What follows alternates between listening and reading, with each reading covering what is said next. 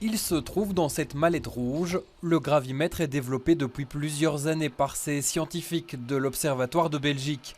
L'outil vient d'être sélectionné par l'Agence spatiale européenne pour une prochaine mission. Je suis très fière de participer à ça. C'est une grande mission, c'est pour la défense planétaire et pour la science. Pas plus grand qu'une brique de lait, comme son nom l'indique, le gravimètre mesure la gravité. Et tout se passe au cœur de la machine. Ici à l'intérieur, c'est tellement fine qu'on ne le voit pas très bien, mais il y a entre deux plaques, il y a une petite lame qui va se déformer.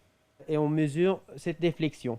Et cette déflexion est proportionnelle à la force de gravité. C'est sur cet astéroïde qu'il devra atterrir en 2027, un astéroïde de la taille de 2 terrains de foot qui aura été dévié par la NASA quelques années plus tôt.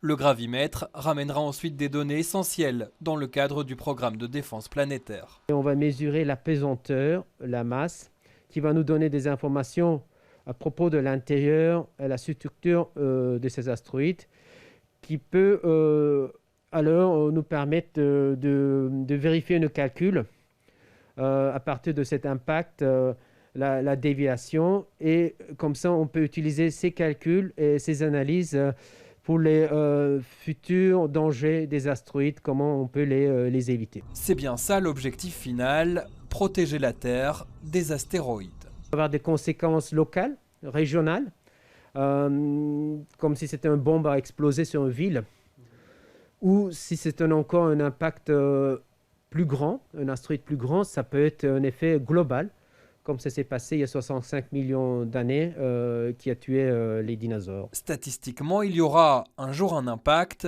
mais dans 1 an, dans 100 ou dans 1000, impossible de le savoir. Dans tous les cas, mieux vaut y être préparé.